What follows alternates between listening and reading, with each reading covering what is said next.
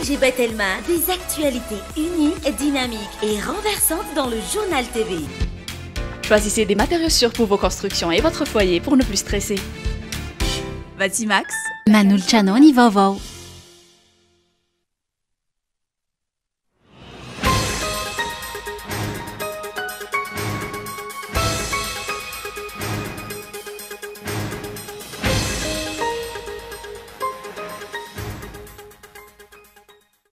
azo atao ny manova sy manatsara ny fiainam-pirenena amin'ny alalan'ny fandraisana anjara ny olo-pirenena amin'ny zotra-pifidianana rehetra, izany hoe mialoha, mandritra sy aoriany ny fifidianana. Lalana ahafahana manova ka mametraka pejy vaovao ho an'ny tantaram-pirenena ity fifidianana manakaiky vahoaka, hatreny malagasy ny 2020 Mey ho avy izao ity. Namoaka oronam-peo vaovao mirakitra ny fifampiresahan'ireo mivô sy Andrianarisoa tamin'ny solitena ny orinasa Jim Fields indray ny NCA na ny National Crime Agency. Ireo mivôsy izay voaheloka higadra an-dranomaizina 3 taona sy tapany raha toka 2 taona sy 3 volana ho an'ny Philippe Tabito raha ny didina voaka ny fitsarana Britanika. Mitombo ny tranga fanondranana harena voajanahary mampiavaka ny Madagasikara. Isaky ny vanim-potoana ny fifidianana ho ireo firaisamonim-pirenena misehatra ny fiarovana ny tontolo iainana. Nanjary variboba ireo biby sy azo sarobidy antony anaovana antso avo amin'ny fangararany ny loharem-bola ampiasaina amin'ny fifidianana. Eo ihany koa ny fampiarana ny lalàna raha ny fanambarana ny ombona ny firaisamonim-pirenena, raha ny fanambarana ny ombona ny ireo firaisamonim-pirenena mahery ny fitopolo ny arana anao sonia.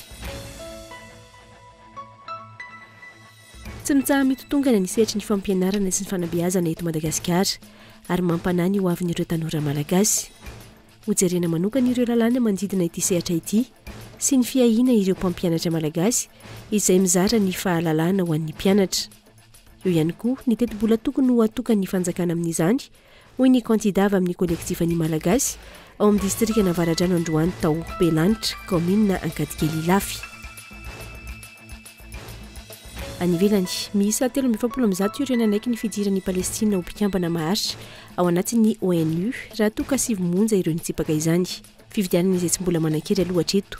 Manoloana ny sakana avy amin'ny États-Unis tamin'ny alalan'ny ilay vato sy azy ivalozana nandritra ny fifidianana teo anivon'ny filan-kevitry ny filaminam-pirenena ny 12 avril lasa teo. Ny antsipirindreo izao ankehitriny izao.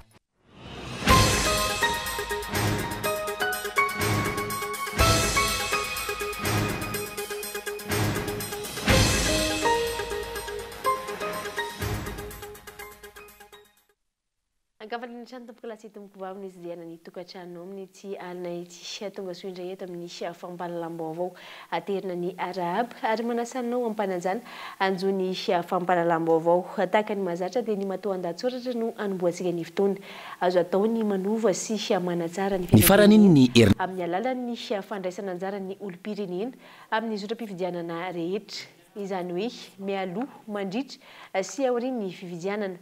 Lalana ahafahana manovaka mametraka pejy vaovao ho an'ny tantaram-pirenena ity fifidianana manakaiky vahoaka ity hatreny malagasy ny 20 Mey ho avy izao ity. Matoa an-datsoratra. Ny faran'iny ny herinandro voalohany amin'ny fampelezan-kevitra tanterahan'ireo kandida ho fidinina solombavambahoaka. Ifatrandro zay no lasa amin'ireo fotoana natokana ho an'izany fampelezan-kevitra izany sy ny fandresen-dahatra ny vahoaka eny fotony. Lamina amin'ny ankapobeny satria samy manao izay ho afany amin'ny fandresen-dahatra ny olo-pirenena tsirairay avy ny kandida sy ireo mpiray lisitra aminy ary ireo mpiaradia aminy ihany koa. Saonjo iray lohasaha nefa.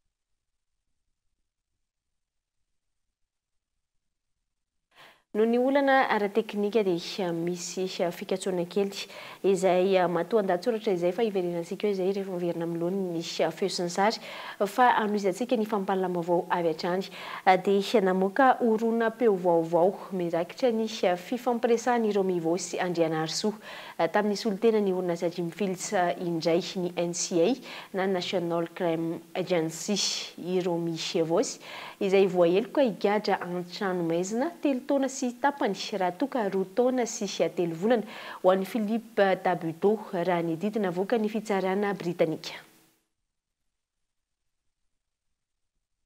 3 taona sy tapany an-trano maizina no an'ny Romy Vosy Andrianarsoa, 2 taona sy 3 volana ho an'ny Philippe Tabuteau. Ireo ny sazina avoaka ny fitsarana Britanika ho azy ireo makasika ny fitakiana tsolotra tamina orinasa Jim Fields ny volana Aogositra 2022. Ny taleny kabinitra ny fiadidinan'ny Repoblika teo aloha sy ny mpiara-miasa akaiky azy izay miariary raha ny oronam-peo navoakan'ny NCA fa nanararoatra ny fahefana ampelatanany sy ny fiara-miasany akaiky ary nambarany ho lehibe ny eto amin'ny firenena nandresendahatra ity orinasa Britanika ity. There's absolutely nothing hidden. The thing is, I used to work with Philippe for 27 years now, and there is my work in terms of supporting the government and the country in terms of development, and I stick to that. But there is also my work of, earning my life. So let's be very clear on that. Once we introduce you to the boss, well, before we introduce you to the boss, and this is something that we're working on, we need to get the field ready, which means we need to work on who is Jamfield and why would we choose Jamfield. And I'm very honest, but also very humble. The value of my words is what the boss is listening to. Araka ny fantaterina tamin'ny fampahalalam-baovao, tsolotra 5,000 sy 2,000 sy 2 hetsy livra sterling sy petrabola 5,100 amin'ny orinasa Jim Fields ireo no tambony fanomezana fahazon-dalana hitrandraka renakibon'ny tany eto Madagasikara raha ny fangatahany Romy ary izao ny ampahany amin'ny fifandresen-dahatra araka ny oronam-peo navoaka ny NCA hatrany. May I just tell you, because I believe there's a misunderstanding, but it's important that we keep transparency and direct conversation between us, because what I read in the contract was 10 for both of us, and what I was saying when I met you was 10 per capita for Philip and myself. Be sure one thing, we won't sign if Romy and the president Exactly, don't that's say. it. Dingana goavana ny vitan'ny fitsarana Britanika ary maro ny fanontaniana mipetraka miainga avy amin'ireto oronam-peo navoaka ny NCA ireto hoy ny mpanao politika sy ny mpanara-baovao. Ho an'ny Faniry Sohernaivo, mila mametraka fitoriana ny Romy Vosy sy Andry Rajoelina raha tsy izay sokajiana ho piraitsy-kombakomba anatin'ny raharaha. Dia amin'izao zany raha milaza i Andry Rajoelina fa manao tolérance zéro amin'ny resaka corruption dia tokony androany ihany izy dia mampametraka fitoriana ny présidensa contre ny Romy ho manao abus de fonction sy fangalana tombotsoa manokana ho an'ny tenany raha ohatra ka tsisy idiran'ny présidensa ny zavatra nataon'ny Romy sy Tabuteau tany Londres. Fa raha tsy manao an'izay fitondrana malagasy dia izy no naniraka ny Romy ary izy dia piraitsy-kombakomba tamin'ny Romy ary efa fataony zareo io dia mody fanina fa zavatra latsaka izany ny opa sy ny toko hoe ny fandefasana vaovao tsy marina amin'ny Facebook ary dia fanagadrany zareo 440 volana hatramin'ny maizana hanenjena izao olona rehetrarehetra izao. Fanontaniana maro raha ireto oronam-peo ireto no mipetraka hoy ny mpanara-baovao. Izy io ambaran'ny Romy Vosy ho lehibeny efa niara-ny asa akaiky azy nandritra ny 17 taona io ka tsy maintsy mifampiraharaha azy vao mahazo ny fankatoavana sy ny sonian'ny orinasa Jim Fields ambava homana ampomeritreritra. Makasika izay ihany dia mijanona ho nofo ny fampandrosoana ny Madagasikara raha tsy mbola tafapetraka ny fanjakana tsara tatana sy ny fananana rafi-pitsarana mahomby sy mahaleo tena. Hoy ny filohan'ny fitsaran'ny firaisan'ny sindika malagasy malohany ny raharaha Romy Vosy Andrianarsoa. Raharaha izay tokony alain-tahaka ho an'ny fitsarana malagasy izay mbola hita fa hiara-ny tsindry sy ny baiko raha ny fomba fiasa ankapobeny.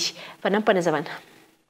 Zavatra ohatry ireny dia henatra ho an'ny Madagasikara ary rehefa ny voninahim-pirenena izay no voatohintohana dia iveriko fa tokony misy an'izay fanadihadiana lalina izay. Ny olana eto Madagasikara dia ny harem-pirenena na ny zavatra kolikoly avo lenta sahala amin'ireny dia anivelany foana no tratra, dia avy eo tsika izay vao mody manenjika hoe miazakazaka ny fitondram-panjakana manao an'izay fanenjehana an'izay mety ho tompona andraikitra. Ny zavatra misy nefa hatreto dia tohatry ny sarisariny fotsiny ilay ataon'ny fitsarana malagasy, fa betsaka ny zavatra nandeha teto kanefa tsy hita mihitsy ilay tena atidoha, tena hoe mikotrika an'ilay izy fa dia ny olona ty ambany foana no voasaringotra ao anatiny. Izany hoe ny fitsarana zany raha amiko manokana dia tsy manao ny asany araka ny tokony ho izy fa mbola foana eo amin'ilay hoe mandray baiko, ary izay zavatra izay nefa ny hoedivana. Fa mitombo ny tranga fanondranana arena voajanahary mampiavaka ny Madagasikara isaky ny vanim-potoana ny fividianana ho ireo firaisamonim-pirenena misehatra amin'ny fiarovana ny tontolo iainana. Nanjary varoboba ireo biby sy sarobidy antony anaovana antso avo amin'ny fangararany loharanim-bola ampiasaina amin'ny fividianana. Eo ihany koa ny fampiarana ny lalàna raha ny fanambarana ny ombonana ireo firaisamonim-pirenena mahery ny fitopolo ny arana nosy ny fitilokoloina. Azo everina ny fifandraisan'ny fahatratraran'ireo sokatra siragidro avy eto Madagasikara tany Thaïlande tamin'ny voalohany volana Mey sy ny mahavanimpotoana ny fividianana eto Madagasikara hoy ireo firaisamonim-pirenena misehatra amin'ny tontolo iainana. Miakatra ny tahan'ny fanondranana antsokosoko ireo harem-pirenena toy ireo biby sy sarobidy amin'ny vanim-potoana ny fividianana toy izao. Ahina ho ampiasaina amin'ny fampilezan-kevitra ny vola maloto azo avy amin'ireo harem-pirenena ireo. Takina araka izany mangarahara amin'ny loharanim-bola ampiasaina amin'ny fividianana sy ny famerana ny vola ampiasain'ireo kandida amin'ny fampilezan-kevitra. Aloha amin'ny ankapobeny ankiray dia tsy fampiarana ny lalàna eto amintsika. Io zao io tantarana Thaïlande io afaka ray volana dia tsisy marian'io tso. Le lohany any Thaïlande efa tratra fa le eto Madagasikara mbola tsy tratra. Dia izay no iritsika menakavy zany. Fa eo amin'ny lafin'ny fitsarana araka ny lazainy reto teo zany no manahirana eto amin'ity firenena ity. Raha ato amin'ny tontolo iainana sy ny arena voajanahary dia mahita foana fa na sazy maivana indrindra natao ary misy ary na tratra ny flagrant délit ary dia relaxer le olona.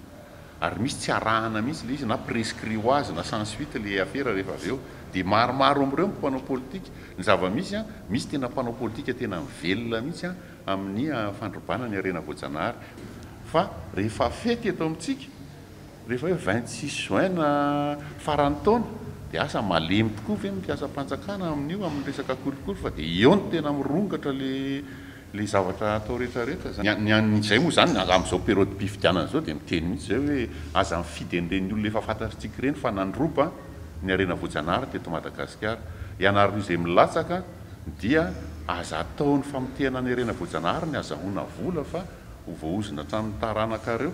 Mitombo manaraka ny abetsaka ireo arena voajanahary ahondrana ihany koa ny fitombon'ny tambazotra manao izany raha ny fanazavana mampametra-panontaniana ny natafavoaka ragidro 220 sy sokatra miisa 770 tao amin'ny faritra misy azy. Ahina efa ntaona maro ny firasana tsokombakomba tamin'ity fanondranana antsokosoko ity hoy ny teo anivon'ny Soria na ny collectif des OSC des jeunes engagés Antsimo Andrefana. Harem-pirenenantsika le izy nefa io zao atao hazalamo dia zany mahatonga anay hoe manao antsoavy mandrakariva. Raha miteny zao tsika hoe ny hypothèse voalohany zany satria radiata le izy dia hoe tsy maintsy avy any atsimo zay zany le izy anefa mahery ny arivo. Zay zavatra zay mety tsy nangonina tao anatin'ny ray andro, mety andro maromaro fotoana lavalava ny nanangonana an'io. Dia miresaka koa hoe ny nahatafavoahany reny teto Madagasikara mbola tsy fantatra vahotoka zay le hoe mahamenatra satria maninona tsy teto amintsika dia ny mbola miala tany anaty ala misy azy tsy tratra fa efa ny Thaïlande le izy voatratra atanjaka ihany koa raka ny teninay tao anatin'le communiqué hoe mivoatra sy mihamatanjaka le réseau na trafika eto amin'ny trafiquant eto amintsika. Firaisamoam-pirenena mahery ny 70 manoloana izany no niarana Nosny nanao antso fanairina manoloana ny loza mitatao amin'ireo arena voajanahary eto Madagasikara izay nanjary lasa variboba ho tombontsoan'olombitsy. Anaramaso akaiky ny raharaha izy ireo ary efa nisy ny fanadihadiana tany amin'ity firenendehibe ity na tratrarana ireo biby saingy andrasana ny fanapahan-kevitra amin'ny fampiarana ny lalàna eto Madagasikara. Tsy mitsaha mitotonga ny sehatry ny fampianarana sy ny fanabeazana eto Madagasikara ary mampanany ho avin'ireo tanora malagasy. Hojerena manokana ireo lalàna manodidina ity sehatra ity sy ny fiahiana ireo mpampianatra malagasy izay mizara ny fahalalàna ho an'ny mpianatra. Eo ihany koa ny teti-bola tokony ho atokony ny fanjakana amin'izany hoy ny kandida avy amin'ny kolektifan'ny malagasy ao amin'ny distrika Navaratrano androany tao Belanitra, commune Ankadikely Ilafy, tanatoerany Onona Saina sy Andranantenana. Teto Belanitra iray amin'ny fokotany mandrafitra ny commune Ankadikely Ilafy androany no isan'ny toerana nanatanterahany kandida laharana faharoa eto amin'ny distrika Navaratrano Ajo Andrenanarivelo sy Ratavilahandra ny fampielezan-kevitra. Anarina sy anovany kandidan'ny kolektifan'ny malagasy manoloana ny fandravana sy ny fanapotena ny sehatra maro ataony ny mpitondra tsy mahay mitantana hoy ny fanazavana izy ireo nanoloana ny poniny Belanitra. Ny kandidan'ny kolektifan'ny malagasy eto Avaradrano izay efa niasa ary mbola hiasa ho tombontsoany ny taranaka faramandimby. Raha tadiditsika nanao ny EPP eto amintsika io dia nanatanteraka an'izany dia ny député Ajo Andrenanarivelo tao ministre ny fanajariana ny tany izy tamin'izany fotoana izany. Io hitantsika mijoalajoalo ary mbola izy ihany koa nitokanazy tamin'izany fotoana izany. Faharoa manarakaraka izany dia manahirana be moa mieritreritra ny hoe mamboly anefa ny lalan-drantsika tapaka. Ina ny tiako lazainy. Misy lalan-drantsika zao hatramin'izay teo tena tototra, tsy nisy nanao, tsy nisy nandray. Fa amin'izao fotoana izao dia député Ajo Andrenanarivelo sy Monsieur Andra Tavilany nanatanteraka izany. Rahantsika mahita angamba any amin'ny Vavarano any midina taty ambany ety. Ny barasika eo amin'ny tetezana izany dia efa vita. Fahatelo manarakaraka izany ny Fandriamanay manao anatin'izany dia ny resaka jiro. Misy jiro 20 aty amintsika dia amin'ny poto izany dia ho avorsika daholo ireny hisy jiro mba hisin'ny fahazavana eto amintsika. Dia izy ihany koa nanao tetezana kely mepita ry amin'ny lalamena ery hita amintsika vary. Ka isaorantsika azy zany. Za moa ny pave moa raha antsika malala ihany koa fa misy be resaka be amin'ny zavatra io. Fa io pave io dia avy amin'ny ministra tamin'izy ministra ny fanajariana amin'ny tany ihany koa niaraka tamin'ny tompoko lamanga nanatanteraka izany. Mpiasam-bahoaka ny mpiasam-panjakana, ny vahoaka no lehibeny satria ireo no mandony karama fa ihany koa miantoka ny fampiodinana sy ny fampadehanana ny asam-panjakana ankabeny. Mila solombavam-bahoaka mitaky sy mampahatsiahy ny tamberinandraikitra tokony ataony fahefana-patanteraka amin'ny vahoaka hoy ny kandida avy amin'ny kolektifan'ny malagasy eto Avaradrano. Satria anao mieritreritra fa vitanao rery le izy dia mieritreritra anao hoe tsisy raharaiko zay eritreretin'ireo olon'ireo fa zay eritreretin'ny saiko ihany no ataoko dia izao mahazo antsika menaka. Zay ny ilana fanovana ary zany ny joroanay. Tsy vita ny tolona tamin'iny mba hampanovana mba asiana tany-tandalàna Madagasikara. Dia nefa mbola tohizana ihany. Dia tsy maintsy mandray anjaritsika, tsy maintsy faranana ny tany-tandalàna eto ary tsy maintsy arahamaso ny fandaniana ny volam-panjakana, ny volam-bahoaka satria ny vola hatramin'izay zany dia tsy miteraka voka-tsoa aty amintsika. Milazina reo teo hoe nanao sekoly misaotra ny ray aman-dreny nampatsiahany fanamboarana sekoly, fanamboarana lalana. Tsy volako reny. Aloha tonga ataoko mazava eto, tsy volako fa volantsika rehetrarehetra fa ny andraikitra ny mena dia ny hoe tsinjarao io volam-panjakana io mba azo tombontsoa daholo avoaka malagasy tsirairay avy. Zay no asako. Tsy afaka mitokoteny fantatra eto ka nividy an'izao ka zany nanompa ve nandamina an'izao fa zay no asa natao mitondra firenena. dia ny asan'ny solombavam-bahoaka dia manara-maso an'izany hoe tena ampiasaina marina ve a le volam-bahoaka tonga dia amintsika raha itrosa rehetrarehetra sy etra lohantsika ve a tonga dia amintsika. Maro ny laharam-pamehana fa isan'ny hojerena manokana ny sehatry ny fampianarana sy ny fanabeazana rehefa tonga ny amin'ny lapany antemera-pirenena Tsimbazaza ny kandida laharana faharoa eto amin'ny distrika Navaradrano. Ny ankizy tsy tafiditra ampianarana tsy misy sekoly vita, ny olona tsy mahazo fahasalamana nefa ny amin'ny mpitondra misy makafafina retana andao ny taingina teleferika.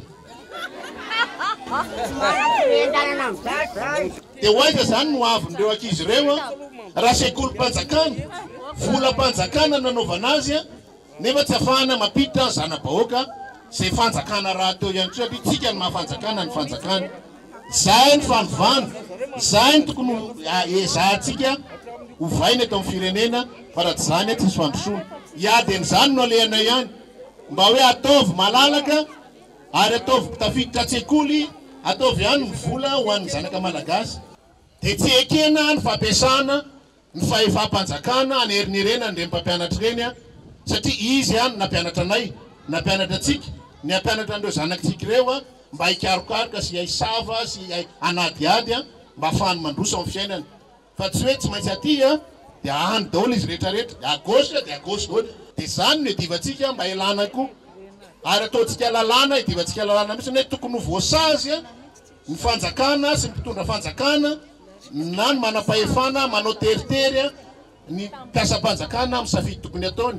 Antom-pijoroana sy nahatonga ny kolektifan'ny Malagasy handray anjara amin'ity fifidianana solombavam-bahoaka ity ny anohy ny tolony efa natomboka tamin'ny taona lasa isin ny fanovana eo amin'ny fanaovana politika toy ny tsy fanekena intsony ny faneriterena ireo mpiasam-panjakana anohana sy ampandany kandida iray fa fanovana ihany koa eny anivony antenimera-pirenena mba tsy ho solombavam-bahoaka ho mpanangan-tanana fotsiny ihany tahaka ny zava-misy ankehitriny fa ho solombavam-bahoaka hikatsaka ny tombontsoa ny vahoaka Malagasy maro anisa.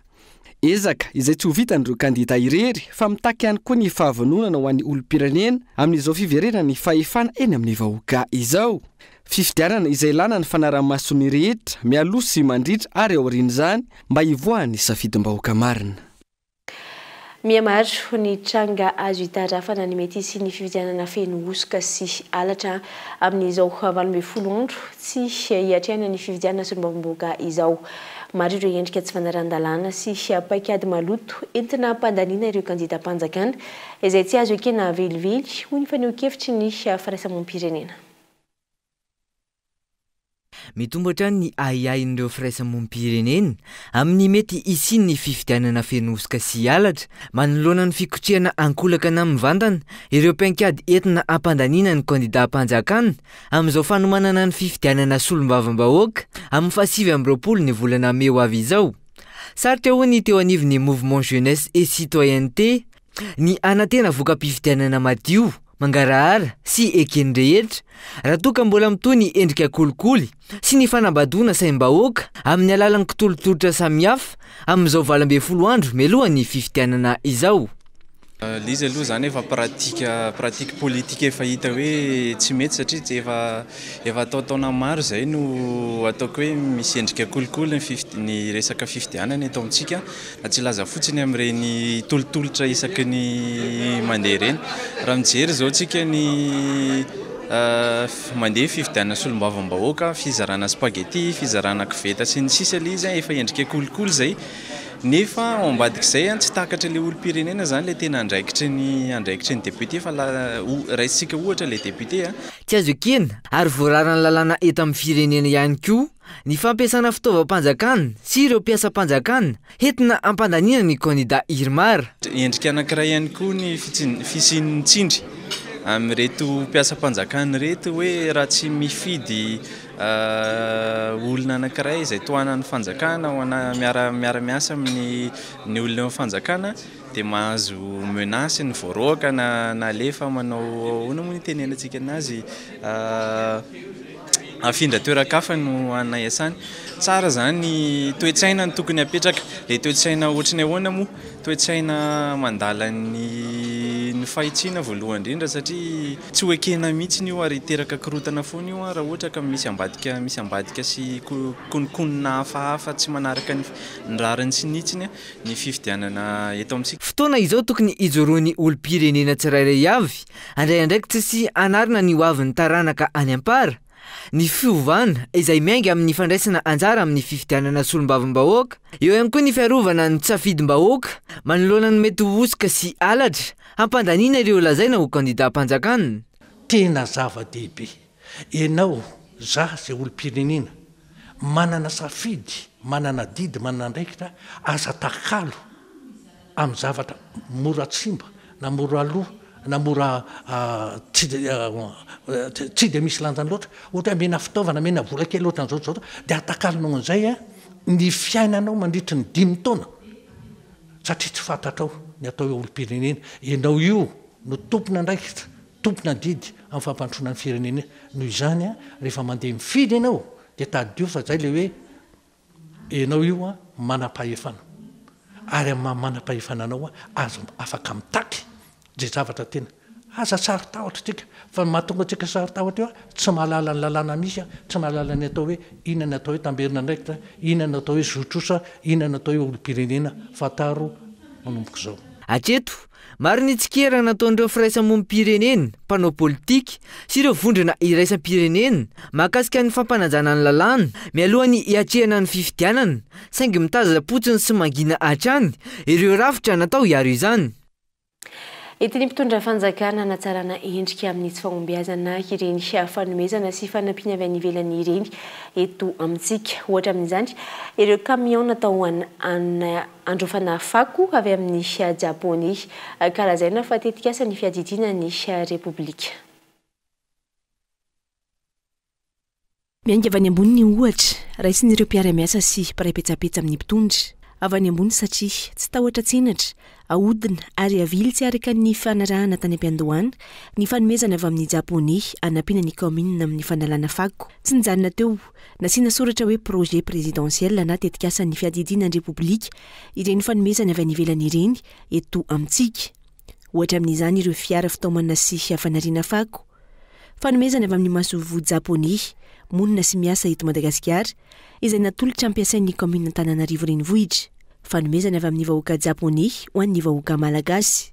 Amin'ny anaran'ny vahoaka malagasy no nanolorana ireny fitaovana ireny fa tsy amin'ny anaran'ny fiadidiana ny Repoblika. Mino ve isika fa rehefa nandoa etra anampiana ny vahoaka malagasy ireo vahoaka Japony dia ao an-tsainy hoe fanomezana ho entin'ny fiadidiana ny Repoblika malagasy isehosehoana etsero, fitaovana nomena mahana ny olan'ny fiparitahan'ny fako eto Antananarivo renivohitra no isalorana sy ilazana fa tetikasa ny fiadidiana ny Repoblika.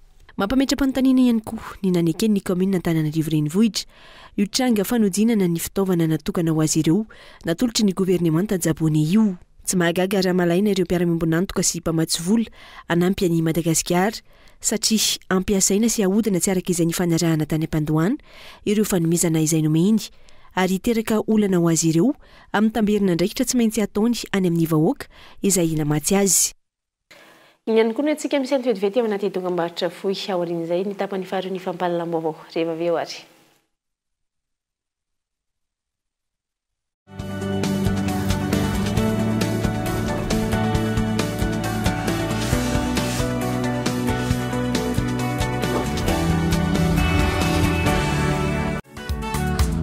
Kolektif malagasy avaradrano kandida larana faharoa anaty pileta tokany. Andao atambatrany eroany kolektifa fanosasany fanangatanana tsy navita. Mila mitaky fanovana sy manoratra ny tantara sika manomboka eto avaradrano ny fanovana Madagasikara. Ho antsika eto avaradrano fidio azo andreny Narvely sy Andry Ratavila kandida larana faharoa amin'ny pileta tokany.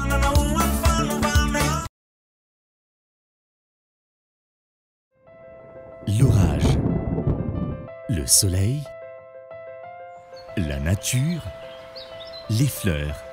Chaque jour, la couleur de ce qui nous entoure embellit notre journée. Pour rendre la vôtre encore plus spéciale, choisissez Iris, peinture d'exception. Particulier ou professionnel, faites confiance à Iris. Pour tous vos travaux d'intérieur et extérieur, optez pour une gamme de produits de qualité. Iris, peinture d'exception.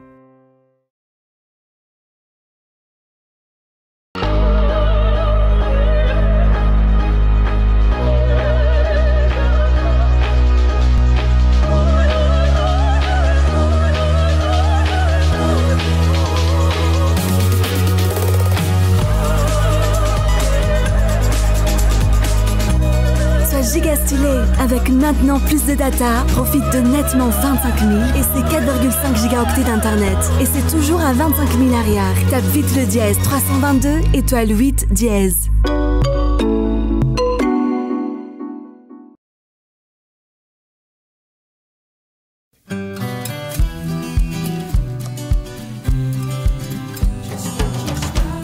Fer 5. Calcium et vitamine A avec une bonne dose de rire. Une recette source de 4 nutriments essentiels. Parce qu'il faut de bonnes choses pour bien grandir. La vache qui rit parce que c'est bon de rire.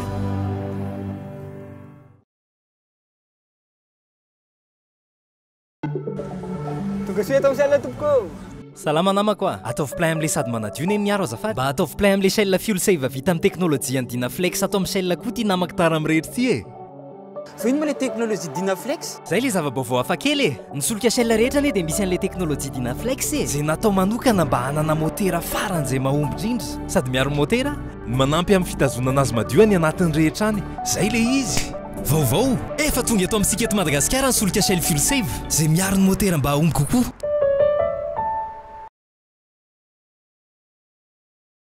Répète en mon cœur. Debout, debout, debout, debout. Arrête-toi.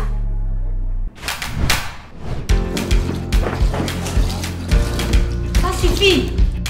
Laisse-les, c'est pas grave.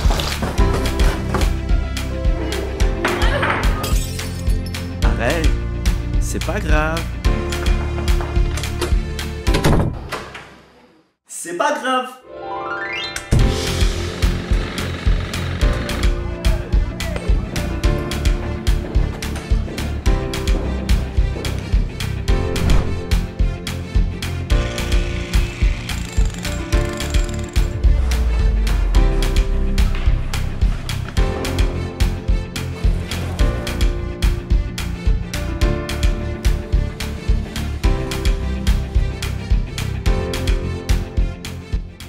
Choisissez des matériaux sûrs pour vos constructions et votre foyer pour ne plus stresser.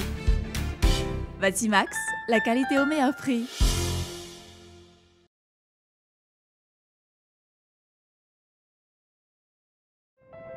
L'orage, le soleil, la nature, les fleurs. Chaque jour, la couleur de ce qui nous entoure embellit notre journée. Pour rendre la vôtre encore plus spéciale, choisissez Iris, peinture d'exception. Particulier ou professionnel, faites confiance à Iris. Pour tous vos travaux d'intérieur et extérieur, optez pour une gamme de produits de qualité. Iris, peinture d'exception.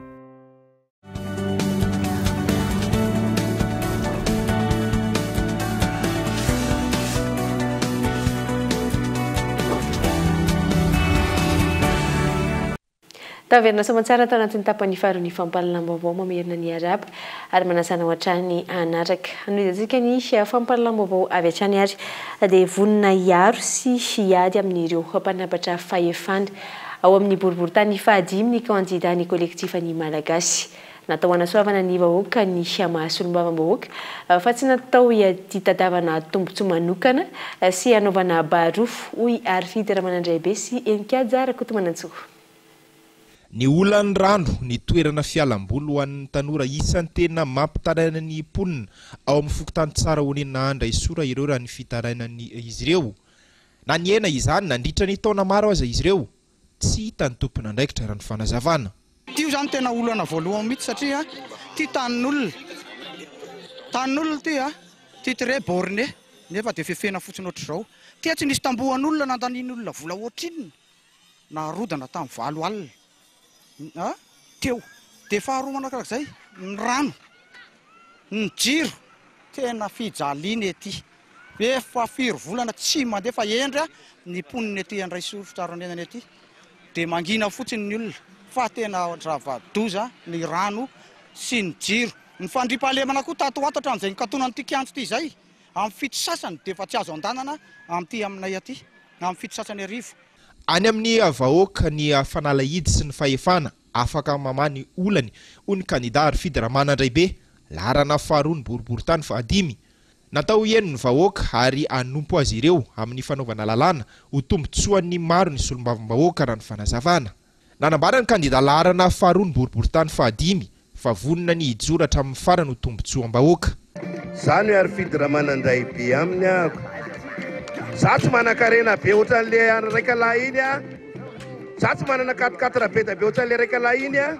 Za tsy manana tany be be ohatran'le raika lahy iny a. Fa za kosa manana fitiavana be be a ame an'izany tena hoe sehatra ho an'ny vahoaka izany. Hatram'izay a ny vahoaka teto tsara honenana dia miaina tao anatin'ny orooro. Nampitahorinareo, nogajaina ianareo, tsy nomena rano ianareo. Vita ny zaraina ho anareo fa manomboka izao ny antsoina hoe solombavambahoaka dia tsy olona natao irehare. Ny solombavambahoaka dia tsy olona natao hoe hieboebo na ampiseho fahefana eny an-tanàna fa ny antsoina hoe solombavambahoaka dia mpanompon'ny vahoaka. Ny antsoina hoe solombavambahoaka dia olona miaino ny vahoaka ary manatanteraka ny sitrapon'ny vahoaka amin'ny fanaovana lalàna ho fiarovana ny vahoaka.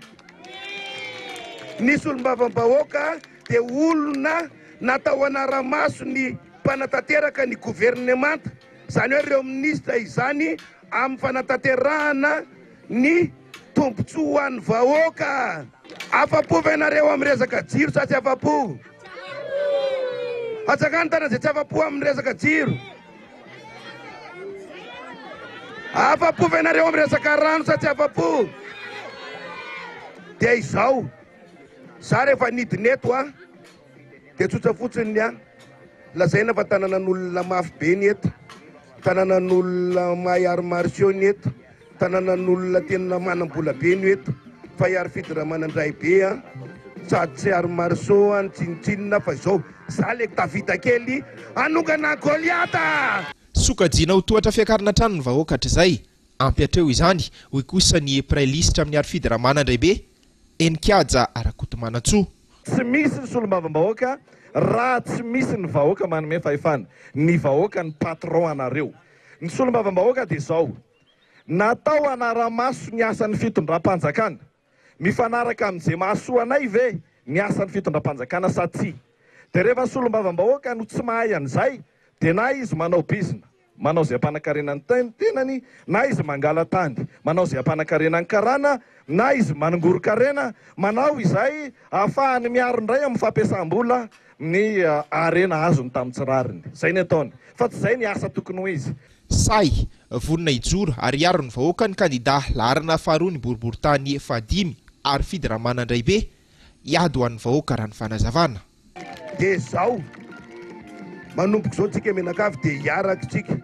Za tsy te halala hoe inona ny loko politika anareo na hoe inona ny lokon'ny kandida anareo, tsy fatako izany fa izao ny fatako dia hoe izay olona ka manana finiavana fa tsy mety tsony izao fitondrana izao, izao fitantanana ny firenena izao, tsy mahazaka itsony ny vidim-piainana, tsy mahazaka itsony ny fahantsana sy ny fahasahiranana amin'ny tsy fisiny rano sy ny tsy fisiny asa dia miaraka amiko. Izay olo izay izany hoe kantina izany le rehetra any am-pianarana, manana soan'izany any ny mpianatra.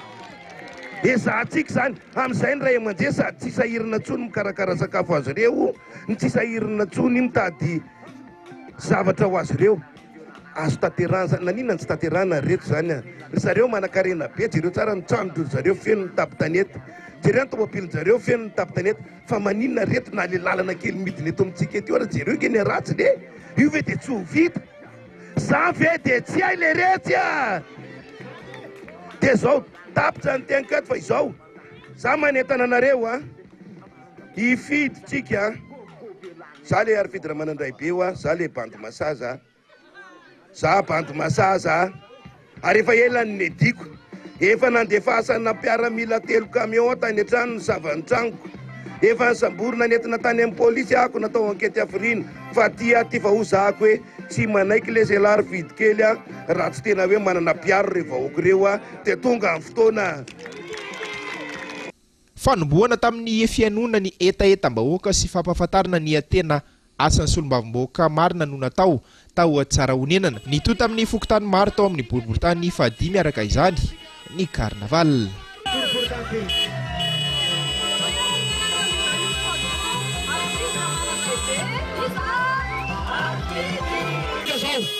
Tongava larana parony atsika amle bulletin tokana ndao ary ndao zatsize lafa mavao tanteraka dia ina olany tamingana ny sokatra arabika ao amin'ny faritra Antsimo Andrefana manoloana ny fitrandrana antsokosoko mirongatra amin'izao fotoana hoy ny firaisamonim-pirenena avy any an-toerana tsy misy ny fampiarana ny lalàna ho an'ireo tratehaka tsy ampy ankilan'izay ny teti-bola ny fanjakana sy ny tompon'andraikitra ifotony miady ho amin'izany fitianokoloina. Fokotany miisa roa amin'ny komina Androka distrika Nampany faritra Antsimo Andrefana sisa no ahitana ireo karazana sokatra arabika hoy ny teo nivon'ny firaisamonim-pirenena Sojea any an-toerana. Mampanahy tanteraka mikasika ity sokatra mampiavaka ny faritra Antsimo Andrefana ity noho ny firongatry ny fitrandrana antsokosoko hatramin'ireo foko izay mivelona amin'ny fihinanana izany sokatra izany no tsy mahita azy ireo intsony raha ny fanazavana hatrany. Ny hofaharingana fahalaniany io sokatra io amin'izao fotoana izao tena manaitra anay satria hatramin'ny taona 2014 no niasana mahakasika an'io fa mbola tany amin'ny faritra moa zany tamin'izany fotoana zany 2014 2014 dia niasa ho fiarovana an'io sokatra io ny COGEA tamin'izany fotoana zany mbola commune anakiroa zany hoe fokotany maromaro ao anatin'ny commune anakiroa dia ny commune Tampolo sy ny commune Androka mbola ahitavana an'io sokatra io ianao ara raha ho an'ny Androka ny avy an'ny Tampolo izay lalana eo amin'ny 50 kilometatra eo dia mbola mahita sokatra eny amin'ny moron-dalana eny fa amin'izao fotoana izao amin'izao tsika miteny izao fokontany anakiroa ao Androka no mbola misy sokatra vitsivitsy dia ny fokotany Ankilibory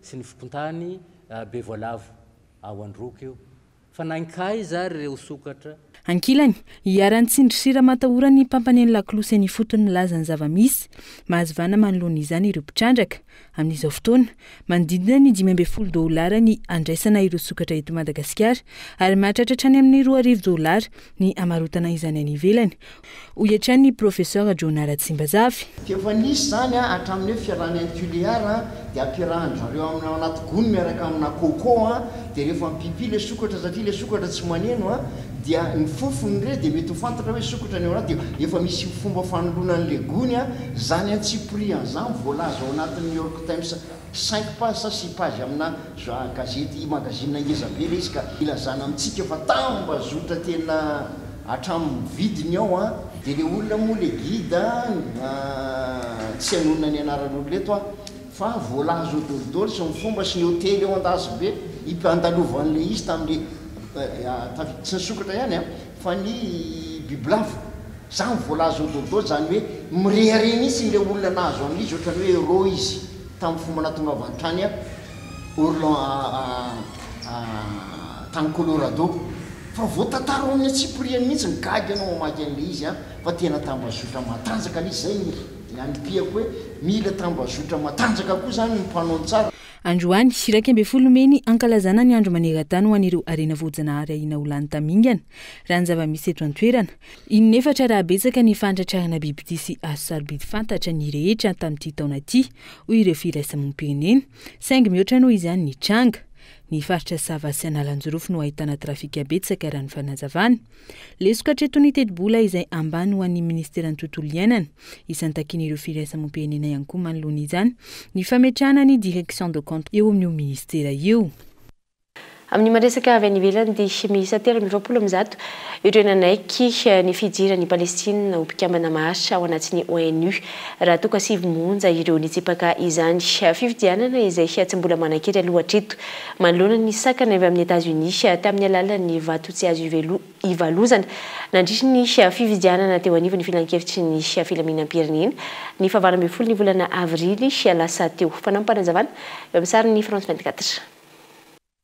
Miamafetrany ny fanafiana ataon'ny Israely ao bande de Gaza amin'izao fotoana. Palestinianina mandidina ny 3 hetsy nefa nitsoponinana hatramin'ny anomboan'ny ady.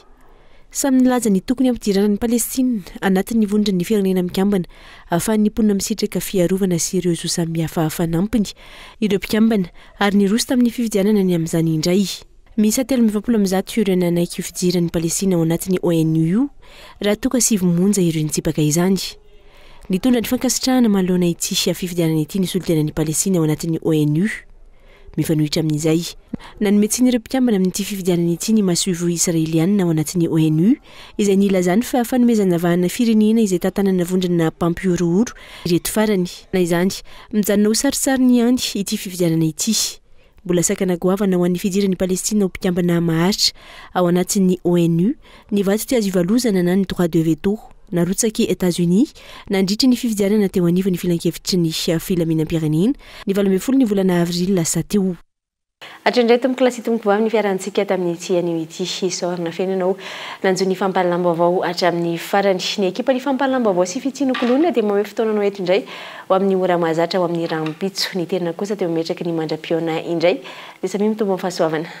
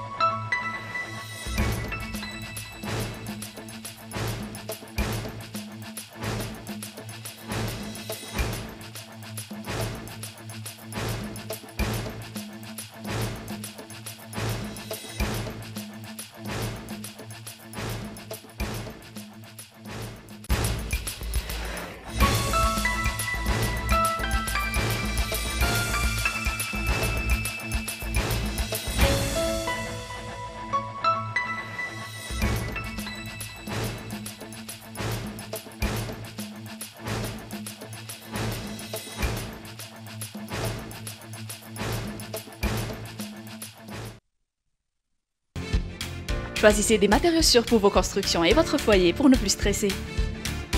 Vatimax vous a présenté Mi Vavo. 5G Batelma, des actualités uniques, dynamiques et renversantes dans le journal TV.